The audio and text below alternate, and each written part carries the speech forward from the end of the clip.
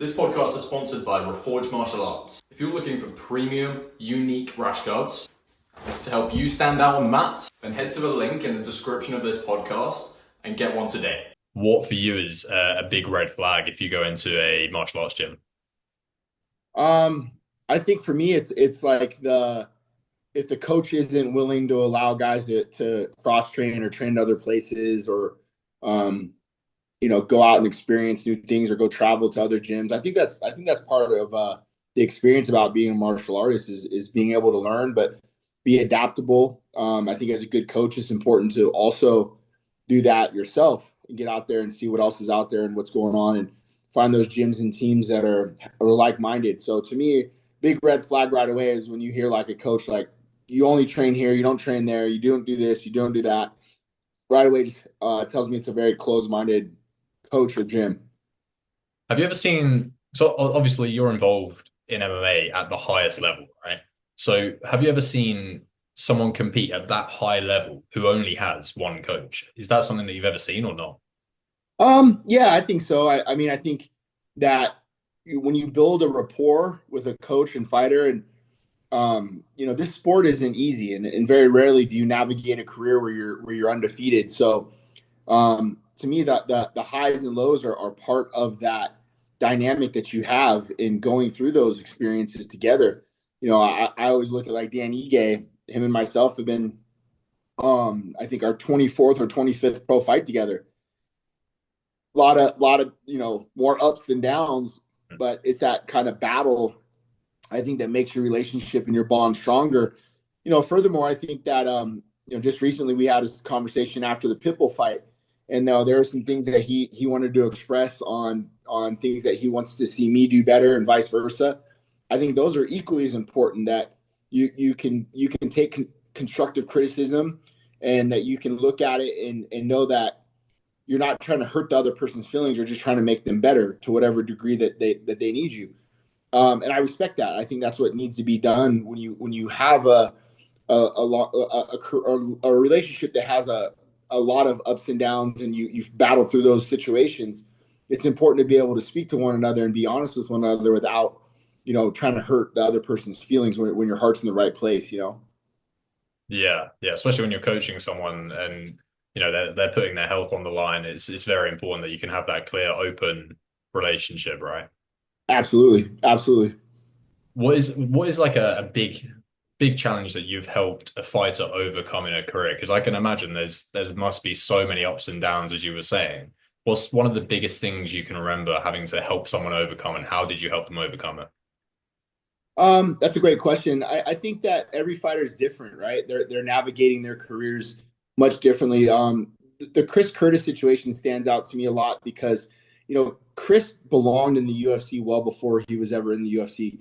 Like if you go back and watch Chris's Contender Series fight, it was one of the best knockouts you're ever going to see on in Contender Series history, and for whatever reason didn't get the contract. And like it's one of those situations still to this day I don't even understand why. And with that being said, you automatically think that you're doing something wrong, or it's just your personality, or you're never going to make it in, especially after a situation like he had. So I think keeping Chris's head in the game and keeping him involved in martial arts. There was a point where he literally came up to me and was saying his goodbyes, like he was leaving, he was moving back to Ohio, and he was going to hang it up. And I remember sitting on the edge of the octagon and just said to him like, "Hey man, it was September." So I was like, "Hey, give me to the end of the year. You already have a fight booked. You're fighting at the end of September or early October. Just give me to the end of the year and let's try to see this out and see what we can do." Sure as shit, he ended up getting the Phil Haas fight on short notice, and the rest is history. So he stuck it out, and he showed his resiliency, and he persevered through a time where he wanted to quit. And sometimes, man, just being around people that see you in a higher power. Sometimes you need those individuals to be able to help you navigate or get you right back on track. And that's one of my prouder moments as a coach is keeping these guys head in the game, and now he's in a position where he gets to take care of his family. So in that sort of situation, do you think it was something that you could see that maybe he couldn't see at that moment, or what do you think that was? I think it's a lot of times, man. Like I've been in those situations as a coach where you don't feel like you're doing the right job or you're not worth the shit, and and sometimes your closest friends or an outside perspective can come in and give you the right motivation or give you the right speech or even say a couple things. And sometimes just being there for you. And that's really it, man. Like we suffer together a lot. Our practices are very hard. We train very hard, but we love each other equally as hard, right? Like we really care for one another in that room. So sometimes when you're down and out, the next guy's there to pick you up. And that's what I love so much about our gym is the continuity and camaraderie that we have. Mm. Yeah, so obviously Extreme Couture is like seen as one of these big sort of super gyms, right? Sure. We've seen like I've spoken to some people who have a lot of bad things to say about these big super gyms that maybe you don't feel like you're as much as a family or whatever. What's your opinion on that? Obviously, you're the head of one, right? So Well, I mean, it's hard for me to say because I've only been in extreme my entire career. Like I've cross trained, I've gone to other gyms, I've been a part of other camps, but primarily the only thing I do know is extreme couture. So for me, it always has felt right. I always feel like our gym is the best gym for the guys that are in that room. Do I think we're the best gym in the world? No, I don't. I think we're the best gym in the world for the people that train there, if that makes sense, right? Like you're the right one for me in this moment. So, but what I think makes us great is the fact that we are surrounded by such great coaches from top to bottom. I mean, the guys at the amateur level that are coaching the amateur team are all very accomplished, very great coaches. You have Dennis Davis, Ray Sefo, myself, Maki Patolo, Jimmy Gifford, Eddie Baraka. I mean, the list goes on and on and on of all of these guys who have provided an atmosphere that I think is important when you do have a big gym because the fighter if I'm only the only coach in that gym and I'm trying to coach 20 to 30 fighters, they're not going to get what they need on a day-to-day basis. Not only that, because you travel so much, but you're just going to be stretched too thin. So it's the cast that we have at the gym that makes us successful, and we're able to work together to achieve a common goal. yeah, like I've never been to Extreme Couture. I'd love to go out there, but I've been to Bangtao and Uh-huh. Tai, and they're seen as like super gyms in a way, right? They've got like a whole bunch of people, maybe a little bit more touristy, but Sure. like it's these big gyms, and I've only ever had great training sessions there. Now, Yeah. I'm nowhere near at the level that your guys are at your gym, right?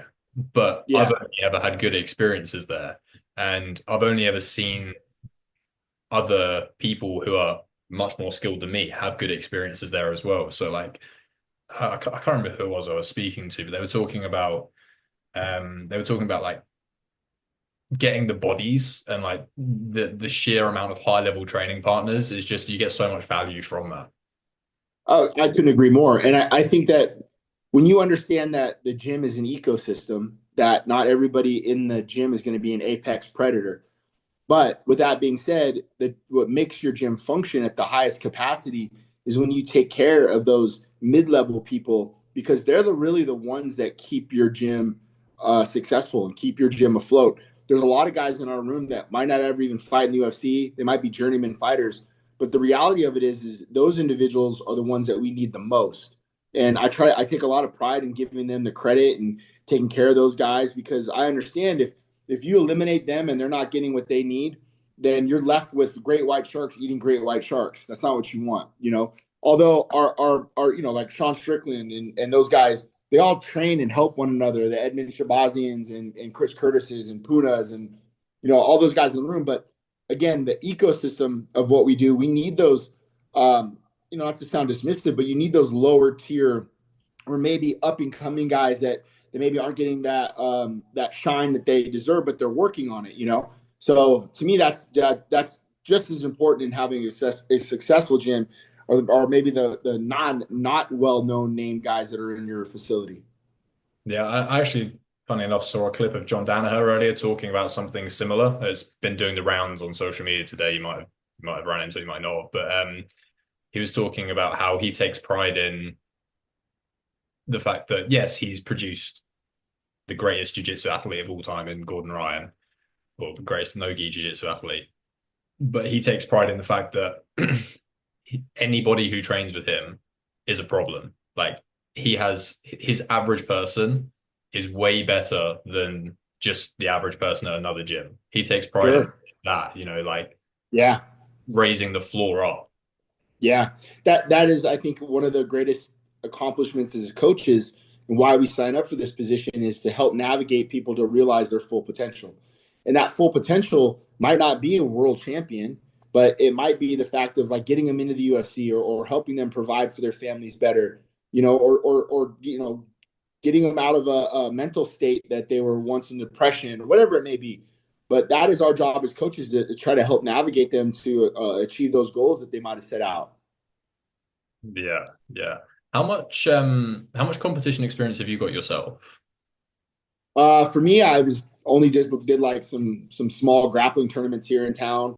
Um, Sparred a ton when I was coming up with like Ray Sefo, learning how to hold pads with Ray and stuff like that. So Ray Sefo was the guy that kind of took me under his wing, especially when Ray first fought for World Series of Fighting. He took a short notice fight, and then right away hired me on staff to help with the grappling, and then he kind of brought me on board then to be his head coach. And at the time, I really didn't have any idea of how to hold pads. I had some concepts to it, but never to the value of what I would be able to do holding pads for a guy like Ray Sefo. Um, so he kind of took me to challenge me and just said, "Hey, look, I want you to show up these days at this time, and you're going to hold pads for me at 10 a.m. every day for Monday through Friday." So I was like, "All right, shit, I'll show up." And had it not been for Ray in those scenarios, I definitely wouldn't be in the position I'm at today. So my competition was really bred through the gym, through the fires of Extreme Couture. Got offered to fight a couple times when I was young, when Dennis Davis was fighting. I was training with him a bunch, and Dennis would be on these cards, and the promoter would come in and check in and be like, "Hey, what weight do you fight at?" I'm like, "Oh, I don't. I was going to school at the time. I was like, oh, I don't really fight. Well, do you want to fight this guy? Do you want to fight that guy? We'll put you in. So I'd ask my wife, and then my wife's like, "Hell no, you're not. You're not." One of the fights was Ryan Bader, bro. I would have gotten killed. I Yeah, would have gotten killed. So my wife saved my life. yeah. Big up your wife on that one. That's Yeah, no kidding. I am because it's something that I always like. I want to be able to be a great coach, right? But I don't really care about the idea of fighting. So it's more of a selfish question from my point of view. Is I was on one of Faraz Sahabi's Q&As and I asked him a question and he answered the same question I just asked or about to ask you. It's like, how important do you think competition is as a coach? Because so many people say like you don't really need it, and there's so many examples of people who haven't competed much or at all sometimes, and they become these great coaches. Sure.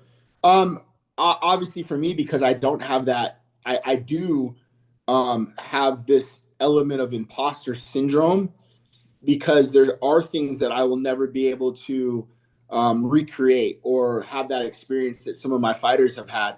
With that being said, I think that there's also an element to me that I never had a particular style, or like, for example, like Ray always taught me according to the style that Ray fought. So everything that I learned from Ray was always fit Ray's persona, or always fit Ray's style of striking. As I got older and understood, like, Ray is one of the best guys to ever walk the planet when it comes to striking. A lot of guys in our gym are unbelievably good at striking, Sean Strickland being one of them. And Sean will even tell you, he's like, dude, like, the things that Ray's able to do and see and articulate is just not the level that most of us can do, right? So I think that element for me is good, because I was able to work with guys like Dwayne Ludwig and Mike Pyle and Sean Tompkins, and I was able to grasp and take on many different looks and ideas and ideologies, which helps me coach a wider array of fighters because of that. Because not everybody can fight the same style as Ray Sefo or Brad Tavares or Sean Strickland, for that matter. So it's important for me to be more of adaptable, I think, to the styles, and be able to coach to what they need. Yeah. And I like what you said about like there are some things that you'll never be able to relate to because that's sort of being honest and real about it. But at the same time, like I think if you're sparring in the gym, like that's still it's not competition on your record, right? But if you're having hard spars with people and you can sort of like it's still that element of competition in a sense. It's not quite the same, but anybody who's ever Sure. anybody who's ever had a hard spar knows what I'm talking about. It's Yeah. you can still Yeah. relate. I mean, for me, I basically was raised in that gym, from since 2006 to today. It was all training, it was all competition, like you said, but it was amongst the guys within the room. And granted, like, I don't want to mislead anybody. I wasn't training and sparring daily because my goal is to be a pro fighter. My days were like, hey, I want to work on this concept or this idea. Let me try it with Ray, or let me do this, or here's something I learned from so and so, and let me try to apply it live and see how it works, or troubleshoot things. That was a lot of my scenarios and situations, whether it came to grappling or whether it came to striking. I had Vinny Magalesh, who was one of my main coaches, and he was getting ready for ADCC when he beat for Fabricio Verdum, and I was one of his main training partners. But I learned so much from that time, just being a training partner and helping him. Those advancements for me, took me better, or understood more about MMA, just by being that training partner of that body. So yes, I wasn't competing at that level, but being around individuals like Randy and Vinny, and the Mike Piles of the world and Dennis's, has really helped me a lot in try to understand the game the best of my abilities. So, what do you believe makes a great fighter? Um, over the years, I think that it's easy to identify a skill set and think like, oh, the wrestler this, or the boxer, or whatever it may be. Um, to me, it's the guys that can do the easy things right. There's a term, takes no talent, and the things that takes no talent, that means showing up on time, that means having the proper gear, taking care of themselves. The little intangibles, those things to me, when the guys can check those boxes, because this sport is inherently super difficult, not only to get into the UFC, but to make it there and have a career and withstanding a career in the UFC. The one commonality I see with a lot of these guys is they do all the easy things right. That's just a byproduct. But then there's guys that for whatever reason they tend to shoot themselves in their own foot over and over and over again, and make this sport harder than it needs to be. So for me, like, the bigger intangibles are really the mental side of things, and how they take care of themselves, how they take care of their bodies. Not only what they're eating, but what they're putting into their minds, right? Their diet is not only what you eat, but it's also what you're ingesting in here. So the mental side of things to me is very important as well. And kind of being that mind, body, and soul persona as an MMA fighter, the skills will be there. The skills will catch up, and we can coach and we can teach. But those small little intangibles to me are just as equally or more important than anything that I see when it comes to being a good athlete. Yeah, I remember when Max Holloway went on, I think it might have been Rogan's podcast, he was talking about the thing that he believes separates someone like him versus people who are sort of like journeymen or whatever is he kept calling it this passport to crazy land. It's like the mental side of things. Would you say that's something that you think sort of separates the truly elite, like the top three in the divisions, or champions in the divisions, to your average sort of average pro fighter? Yeah, I think it could be, and I think that's a strong attribute to have. It definitely is not going to hurt you, but I think that's a common denominator that you see in that upper echelon of ranked fighters to contenders to champions, is they have this unwillingness to of resiliency. And we run super freaking hard practices, man, and these guys love that aspect of what we do.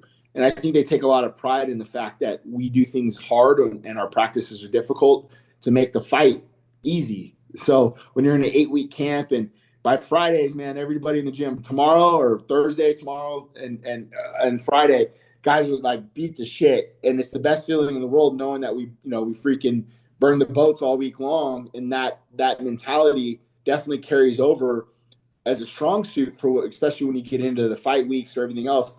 They know in their mind, like, dude, I did everything I needed to do to be successful, and now it's a level of competition. Everybody else is doing the same damn thing out there too. So it's a matter of how we articulate it in the cage. Mm. Look, you've mentioned a couple of times about these hard practices. Can you go into a little bit more detail about, obviously you don't have to go into super specifics, but what does that look like? I mean, for example, on Mondays, we do an MMA practice, and it's literally from bell to bell. Like it's an hour practice, but very rarely are we stopping. Our rest times usually include like light shadow boxing or sparring, ground and pound. Um, we're not really stopping to grab water. We're not doing a whole lot of technicals.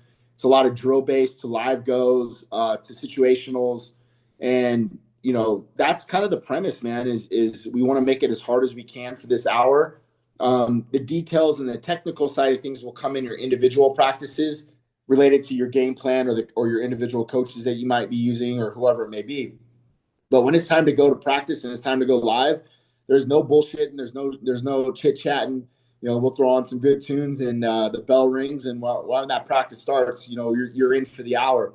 No cutting out early and none of that other shit. So, but we take a lot of pride in that, and I tell guys, I'm like, look, you have to be willing to drown somebody. But with that being said, you're the one that has to get in the water with them. You don't get the luxury of just holding their head underwater. You got to get in the water and take the motherfuckers down deep with you. So when you can train that way and you aren't given the luxury of the oh, it's been 5 minutes, I get a minute rest. No, we went 9 minutes and you get a 30-second rest because you're switching partners.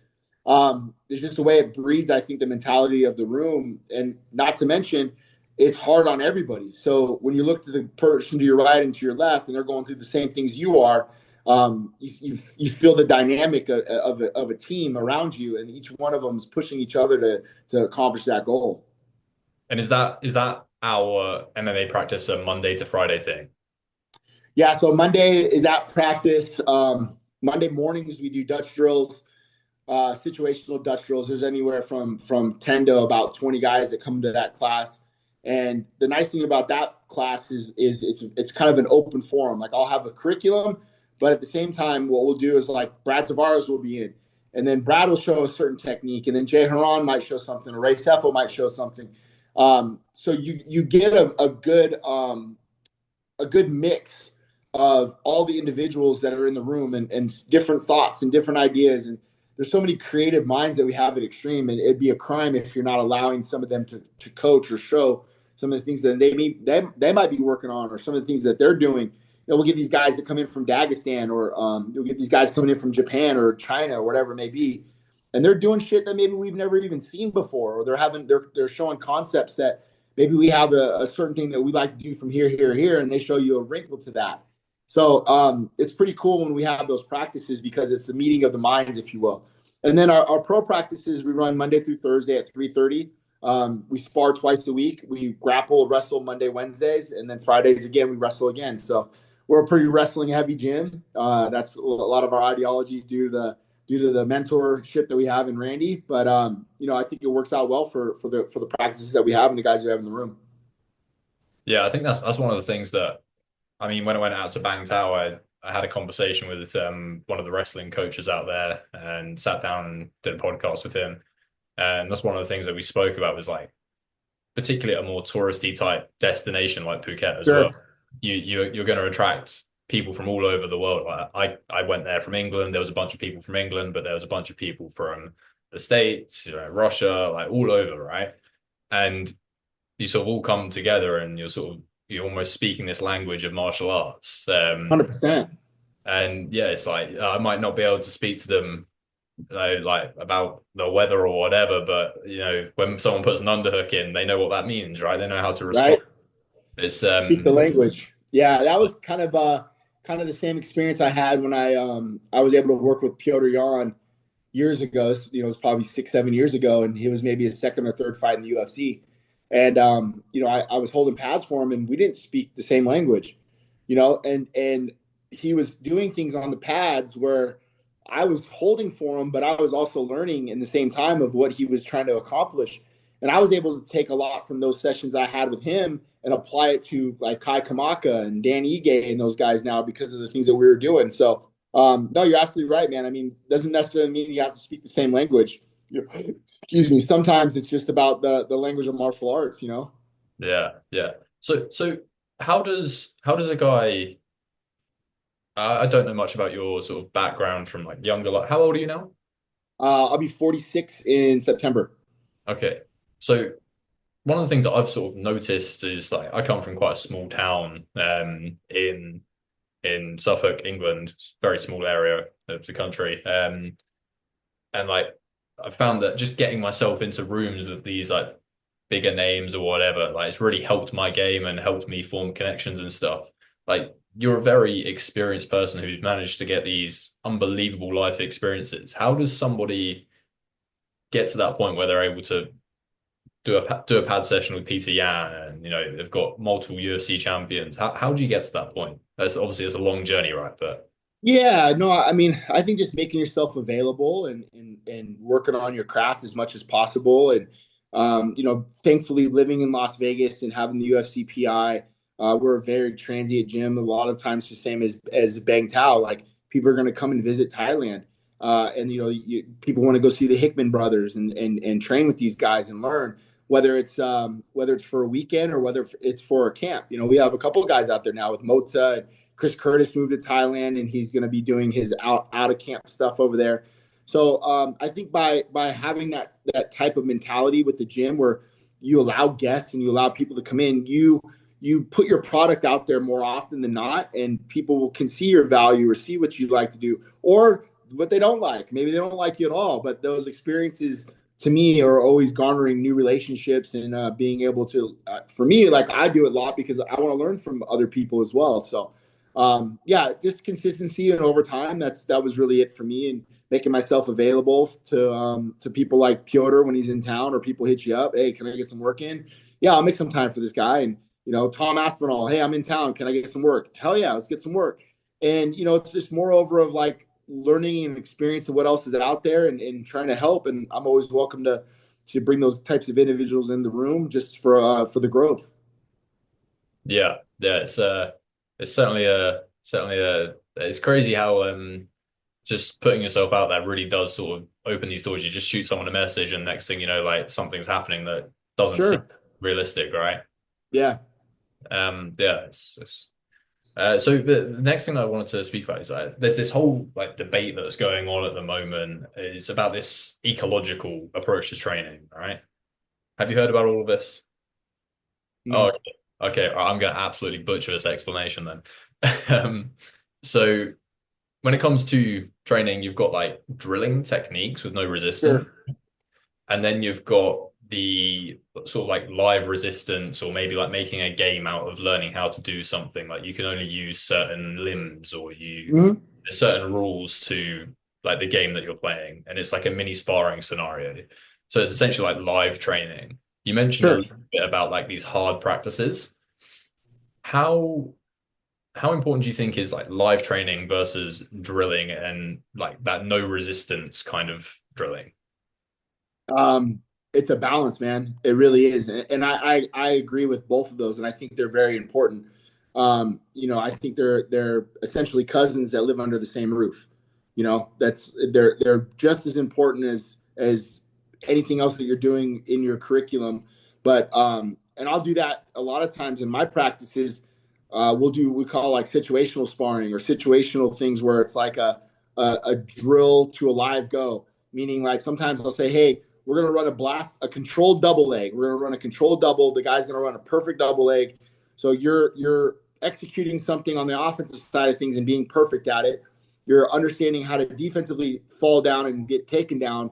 But also once we hit the ground, we're going live off this position.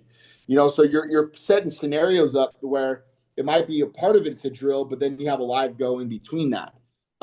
So I think it's very important just because you're able to magnify or really just focus on certain techniques and certain scenarios, but also put it into a situation where guys get to go a little bit alive. And then those rounds usually are about a minute long, so you're just up, down, training and, hitting all the techniques that you can within that hour time frame. So, yeah, I think you need to have a balance between those two, between live goes and drills. Do you ever coach beginners anymore? Yeah, yeah. Not as much as I used to, but I think beginners for me are those like low level pro guys that maybe have like I started coaching Mansoor when he was 1-0 as a pro, right? Mansoor moved out to extreme, and he was 1-0, but very athletic, but also very green. So now I believe he's 9-0 or 8-0. I'm not sure, but anyways, yeah. So like some guys like that will come into the gym, and we'll put them in like general pop, if you will, or they'll train with some of the low level pros, and or we'll put them in scenarios where, like, what I like to do is, like, a guy like Mansoor, when he started training at our gym, you're going to be Sean Strickland's training partner for Izzy Adesanya. So now he's mimicking Israel, but all the while, what I'm trying to do is I'm trying to get Mansoor the reps and rounds that I feel like are going to help his style later on down the line. So he's going to mimic Israel Adesanya, but he has the same skills and feints, and there's a lot of things that Israel does. But I want him to eventually fight his UFC career a lot like Izzy. You know what I mean? So being able to utilize that and having these young guys come in, and you can kind of form them into the athletes that you want today, I think it's very important, especially at that lower level pro. So I want to touch on the whole Izzy thing later on because I'm a big Izzy fan and I was incredibly upset when Sean beat him. But obviously it's great for Sean and for you. But it took me a while to get over that one. But Sure. um, just sort of taking it back a little bit to the beginners thing. How when you get someone who's a little bit greener and maybe doesn't have the technique that a really seasoned pro has, do you still think do you think it's important to be doing a lot more technique at that point, and maybe as you get more advanced with the technique, taper off learning new technique as such, or what's your approach to that? I think it depends on the individual. How are they fast tracked in, or I look at a guy like Biagio Ali Walsh. Like he was a regular member at the gym, and then started to thrive in the regular members classes, and then he started training more and more with Dennis Davis, and then the pro team, and then you can see this guy's skills start to evolve and grow. But to me, it's a lot about the individual. Like, how often are you in the room? How much are you training? How well does your body take to the punishment that a 2-a-day practice has for 3-4 times a week at Extreme Couture, right? But that's where you start kind of seeing the individuals that rise through those ranks and rise to the top are the ones that are putting that time and effort in and learning and growing. And then not only are they learning and growing, then they're going out and they're competing, and then they're coming back and they're doing more drills, and they're taking time to be training partners for other fighters in their camps and things like that. So there's no I think right or wrong, or there's no scenario that is one versus the other that's better. But consistency to me is the main key. Is like, are the guys showing up and coming in and doing their work, and are they growing? Yeah, I think like I've spoken to a bunch of different coaches, and that does tend to be the one thing that people say is like it's so obvious, right? It's just show up, be consistent, Show up. work Yeah. hard. It's kind of Yeah.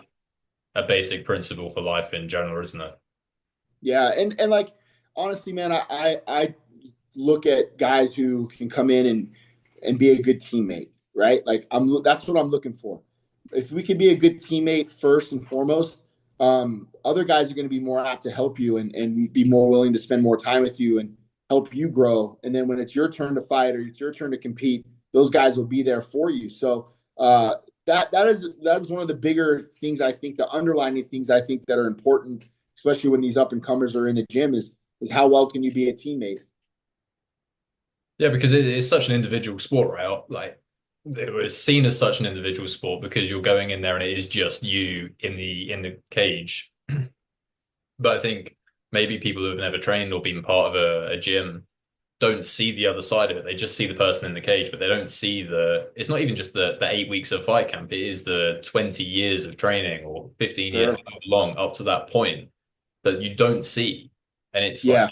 it seems to be, for the casual fan, something that they don't see as important, but without all of that, you don't get the moment of Sean Strickland winning the belt, right?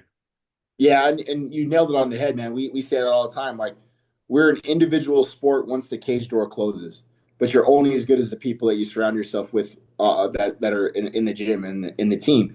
But that's a two-way street. I mean, there's guys that you can't do that and expect everybody to show up for you and be a part of your camp, and you not extend them the same amount of time and gratitude.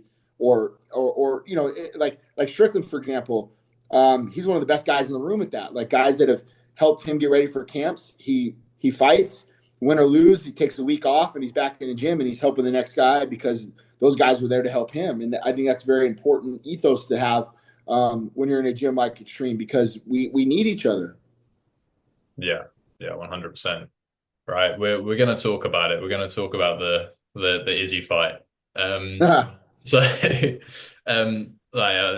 he's like a big inspiration for me. It's not that deep, I'm over it now. But so how do you approach a fight like Adesanya? From the outside looking in, he's one of the greatest of all time, and he's so tricky and so technical. How do you, when you get that fight, how do you initially approach that?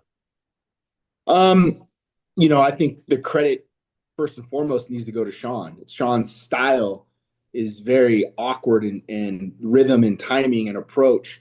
That for us, it was kind of the perfect storm that we had to lean heavy on Sean's style, because Izzy's style is so clean and so calculated that if we can disrupt that timing and rhythm and make Izzy feel uncomfortable, then I knew we were going to have a good chance of winning that fight. We had to shut down a couple things. We had to take away some of Izzy's movement, and we had to utilize our cage control to kind of navigate Izzy to where we wanted him to feel trapped in the corner post. And really that was because of Sean's forward style and his forward movement. As you know, like Sean is not the best at sticking to game plans or listening to game plans and things like that. So to his credit, we leaned heavily just on him and his style and gave him some essentially some bullet points that we were looking for. And man, like it was a perfect storm. I think it was a perfect storm to upset one of the greatest middleweights to ever do it.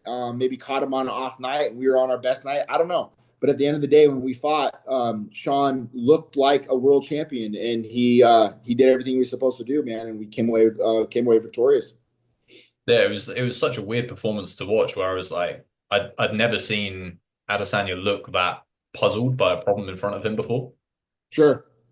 And I mean, again, like I said, that credit goes to Sean. A lot of people have, especially the first couple times sparring him, even like Johnny Eblin, when Johnny trains with us, Johnny comes and trains with us all the time. But his first couple sparring sessions with Sean, Sean was having his way with Johnny, but Johnny kept coming back to Extreme and then would invite Sean out to ATT and would continue to work with Sean because in a lot of ways, that competition side of things, Johnny wanted to figure out how he can, navigate through a puzzle like Sean. And then over time, when you watch those rounds, now they're very close or very back and forth, where Johnny will get the better of him. When before it was always just Sean kind of just bullying Johnny Eblin. Now those rounds are ultra competitive, and Johnny gets the better of him at times. With that being said, my whole point to that is sometimes it takes 10 rounds or 10 different sessions with Sean to figure out what it looks like in there versus a guy like him. Yeah, one of the things that sort of stuck out and made me almost change my mind a little bit on Sean was I wasn't his biggest fan after beating Izzy and all of that. But one of the things that really stuck out to me was when he got knocked out by Alex Pereira, right? But then you see him going and training with Alex Pereira, and I was like, that's I don't know how many people would do that. Not very many, man, and I think that's a testament to the guy and his ability to seek out what got him in trouble or how he can become better, and by doing so, he was able to go win a world title by going out and training with Alex. Now, did Alex wave a magic wand over his head? No, but I think it's something that shows humility and the willingness to go out and especially in a situation where you got beat, and not only did you get beat, he knocked you out, and you're willing to show up and go and work with somebody that ultimately beat you and took the title opportunity away from him. That was the same thing happened with Joaquin Buckley. Buckley came out and trained with us a bunch. He ended up fighting Albert Tumanov, beating Albert, or Duraev, beating Albert. And then the next fight, he fought Chris Curtis. So he fought two extreme guys after he trained at our gym for a few camps. Chris ends up beating him, knocking him out. And then I get a call from Joaquin. He's like, "Hey, coach, is it cool if I come back and start training again?" I'm like, "Yeah, of course. You're always welcome." And he goes, I gotta get back in there with Chris and figure out what what I did wrong and all these things." And I was like, man, what a great to me, like, just like to be able to put your ego aside and what a great fighter to go out and seek out and train with the guy that just beat you. And then, I think Joaquin went on a 5-6 fight winning streak at welterweight. So I couldn't be more proud of him, but I think he showed his humility and willingness to get better. What is your opinion on that? Like fighters who train together, then fighting. Obviously, it's maybe slightly different if people come in just for a couple of sessions here and there, Sure. versus if they're actually like genuine training partners and have trained together for an extended period of time. What's your opinion on more that side of things? Is that something that you've ever experienced with a gym like Extreme? Like you've got so many top guys, you must have had that at some point. Oh, it happens all the time. And, it's an unfortunate part of the sport because, that, like, I remember coming up, it was Evan Dunham ended up fighting Tyson Griffin. And like Evan was maybe his second fight in the UFC. Tyson had been, fighting at 155 in the UFC for quite some time. The fight became available on short notice, and Evan and Tyson both training at our gym, and Evan took the fight, and it was a stink. Like I remember Tyson saying like, "Oh well, he's got to go train elsewhere. Or, this is my gym," and Randy said, "No, we're all training together, and you guys can train on this side, or you can train on that side." And then, lo and behold, it was like Bonner ended up fighting Mark Coleman, Randy fought Mark Coleman. There was guys that were all training together in our gym at the time. And I think just because of Randy and his openness to allow people to train at the gym, and it was like, his thing is there's no secrets in MMA. So he didn't give a shit. He was a competitor. So I think for me, that rubbed off on me quite a bit. And I never really felt like it was that big of an issue. So we've competed against a lot of guys that I consider friends or even teammates. For example, Johnny Walker's fighting Zhang here in China, and both of them trained. Me and Ken at our gym all the way up from the Contender Series. Now we have to go and compete against each other, but it's we're held hostage by the promotion, and they want these fights to be made, and sometimes you're going to have to put your ego aside and your friendships aside and go out and compete. Yeah, I remember when it was Marab and Aljo. Am I Sure. Yeah, like Dana did not seem very happy about those guys not competing, do you ever get pressure from the promotion for that sort of thing, like making these fights happen? Yeah, there's been a few times, I mean, our roster at 185 is pretty deep at Extreme, and Mick has called me a number of times and has chewed me out because I coach, numerous 185ers, and he tries to match them up, and especially if they're two guys that I'm coaching, I'm like, bro, I coach both of these guys, what do you want me to do? So if you guys are going to make these guys fight, then I'm going to have to sit out, and I lose out on two of my fighters and the ability to make money for my family.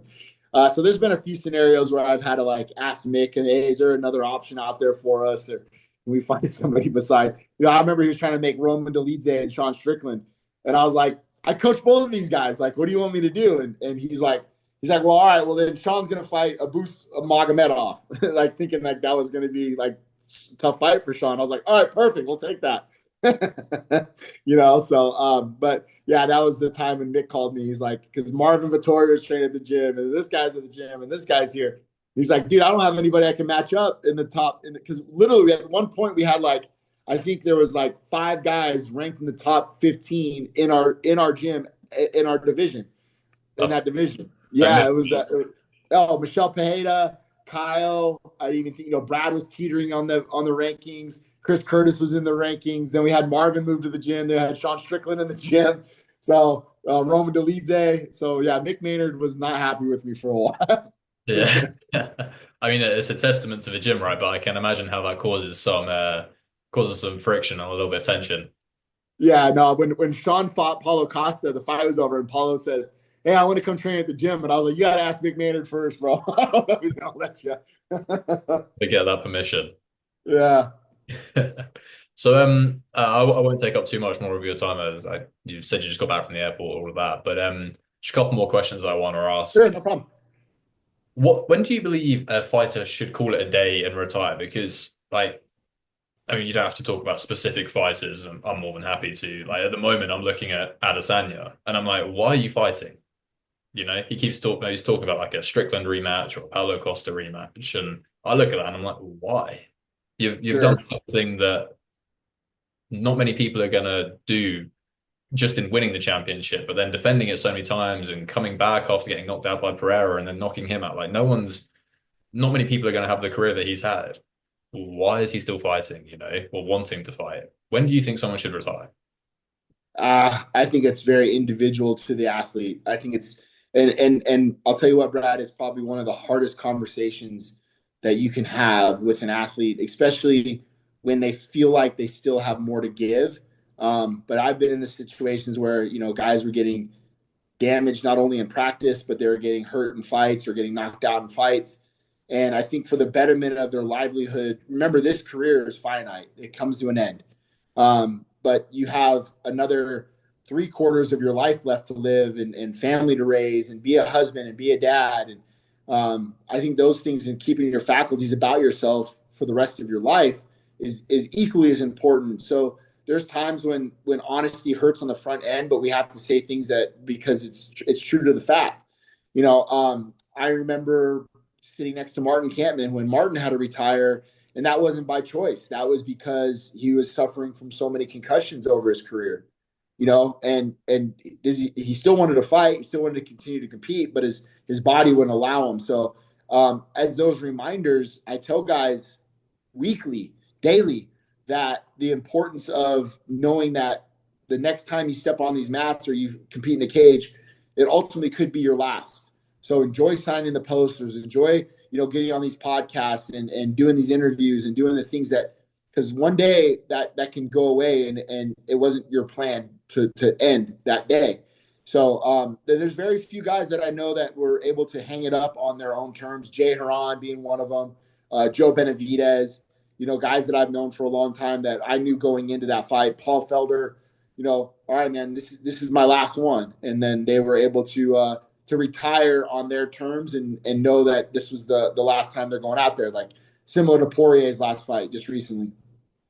Yeah, have you ever like have you ever been able to step in and stop something like that happening? Really good example, in my opinion, is the Tony Ferguson thing. I feel like there maybe should have been a bit of a step in a little bit earlier from Yeah, a promotion or a coach or someone, you know. sure.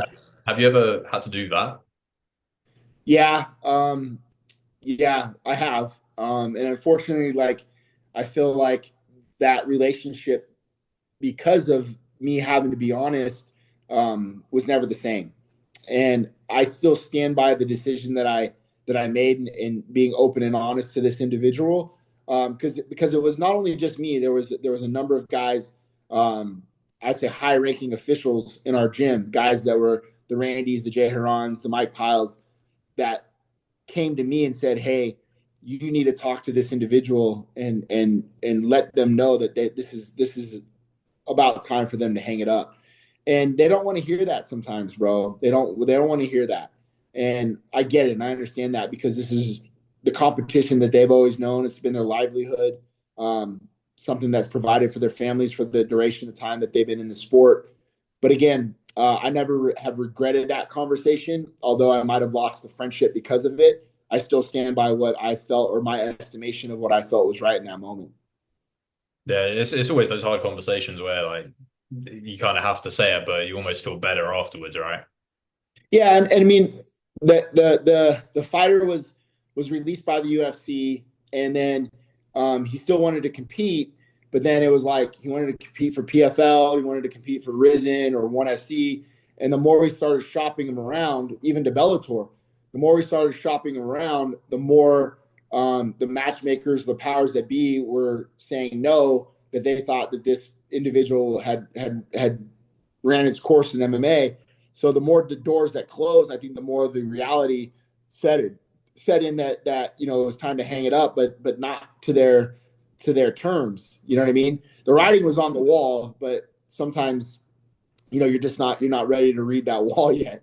Yeah, yeah. I think that's where like the organization in the UFC provides you such a big platform, and there's arguments about the pay and stuff like that. But there's one thing that isn't debatable, and that is the platform that they give you.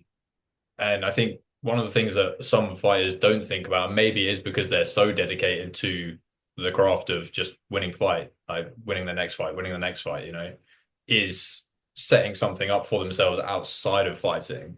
And Sure. is that something that you sort of push with your guys at all? Yes, very much so. And I think through experience, it's not because like I knew this at the time, but being around guys like Martin Campman, who I got to see perform and get, I think it was like 6 bonuses in a row. Like all of his fights were these incredible wars and these back and forths.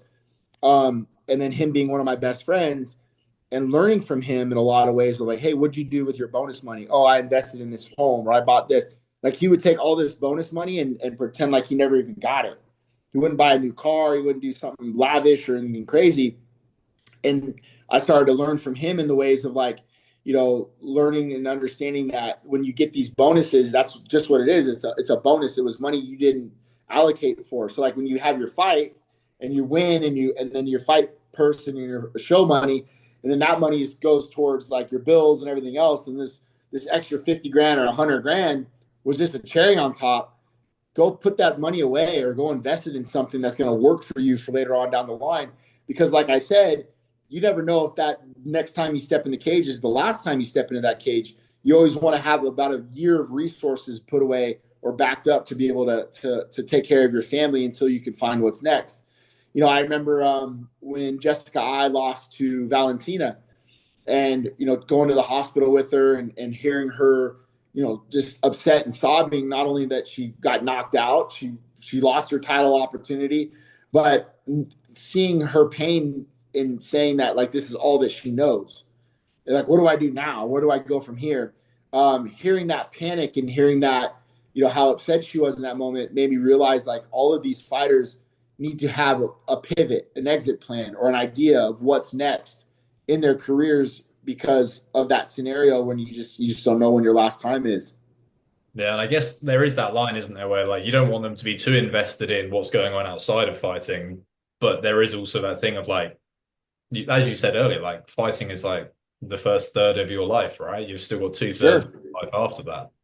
100%. Like Aljamain Sterling, so smart. Like with what he got his real estate license and he was doing all these other things that in case like something happened, like Al Quinta, he was able to pivot right into real estate. He was doing something during his fighting career in case he broke his hand or for God forbid he was never able to fight again. He was able to transition over into something pretty quick. Jay Haran, same thing. Jay was working as being a stuntman. So the moment Jay retired, he already had jobs lined up.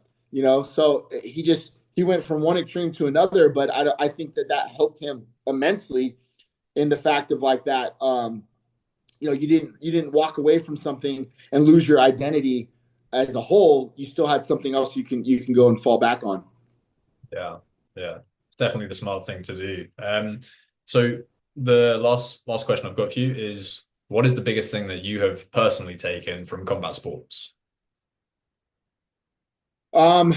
Accountability, I think, for me. That's my biggest thing. And you know, I've never felt more a part of something that was bigger than me, right? Like I think that when you surround yourselves with individuals that help one another and push one another, that take care of one another, you become part of this brotherhood and this family that I think that like it's just irreplaceable, man. I'm watching like a couple of days ago. I'm holding pads for Brad Tavares, and I had this like sense of it was proud. It was like this happiness about me, but also the reality of knowing that Brad maybe has 2 to 3, 4 more fights left in his career. You know what I mean? And like just the thought of the finality of his career of a guy who I spent over 15 years with in the gym. That brotherhood that we all share with one another, I think, is irreplaceable and is something that I will never be able to replace in my life. So I take every day as a gift and as a privilege. I show up every day proud to be able to say that I'm a coach at Extreme Couture, that I get to work with these individuals So for me, the best thing I think I've learned about the game is it's not about you. It's about the person next to you. And once you're willing to give that fully to your team as a coach, I think that's when guys are going to be able to succeed at their fullest.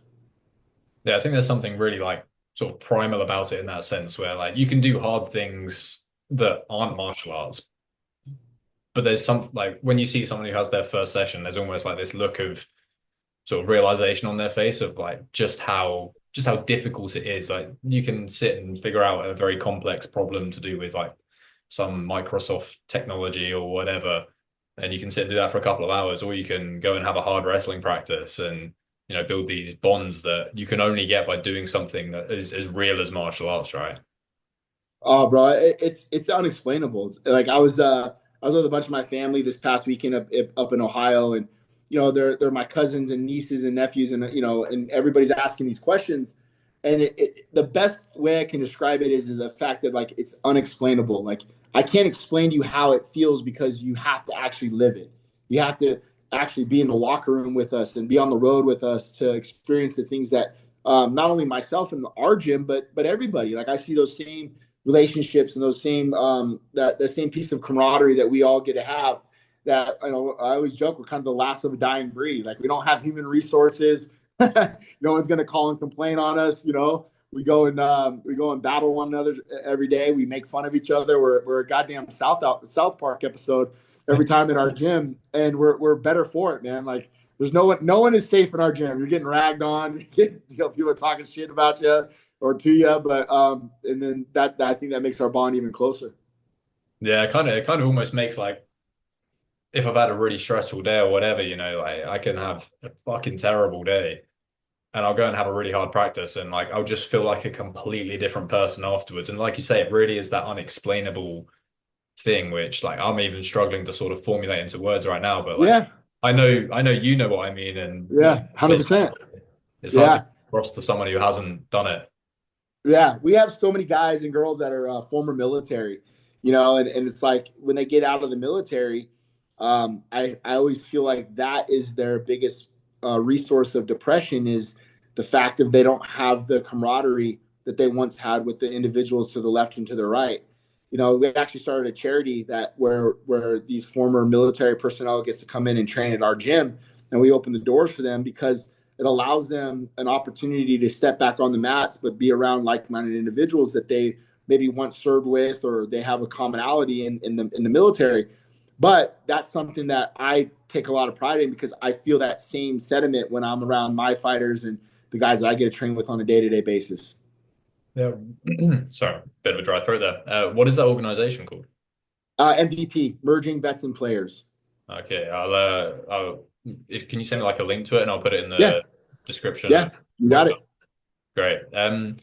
Yeah, I don't really have anything else for you, man. I really enjoyed our chat, but is there obviously we just mentioned the organization, but is there anything else that you want to promote whilst you're here?